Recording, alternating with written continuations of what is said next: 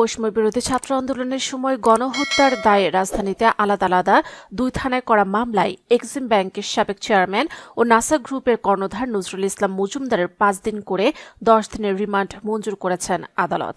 বুধবার ঢাকার metropolitan magistrate M A. Azharul Islam এ আদেশ দেন।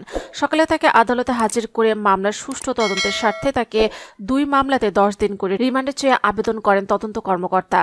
রাষ্ট্রপক্ষের মহানগর দায়রা জজ আদালতের পাবলিক প্রসিকিউটর ওমর ফারুকি রিমান্ডের পক্ষে শুনানি করেন। আসামি পক্ষের আইনজীবীরা রিমান্ড বাতিল ও জামিন চেয়ে আবেদন করেন। উভয় পক্ষের শুনানি শেষে ধানমন্ডি থানার মামলায় 5 দিন ও যাত্রাবাড়ী থানার মামলায় 5 দিন করে মোট 10 দিন রিমান্ড মঞ্জুর করেন। এদিকে রাজধানীর ধানমন্ডি থানায় হত্যাচেষ্টা মামলায় সাবেক স্বরাষ্ট্রমন্ত্রী আসাদুজ্জামান খান কামালের ছেলে সাফি মুদ্দাসের খান জ্যোতি 7 দিনের রিমান্ড মঞ্জুর করেন একই আদালত। এদিন তাকে আদালতে হাজির করে মামলার সুষ্ঠু তদন্তের স্বার্থে তাকে 7 দিনের রিমান্ডে নিতে আবেদন করা হয়। সাভারের আব্দুল কাইম হত্যা মামলায় সাবেক দুর্যোগ ও ত্রাণ প্রতিমন্ত্রী এনামুর রহমান 5 দিনের রিমান্ড মঞ্জুর করেন আদালত। এছাড়াও যাত্রাবাড়ী থানার মামলায় থানাটির সাবেক ওসি আব্দুল হাসানকে গ্রেফতার দেখিয়েছেন আদালত।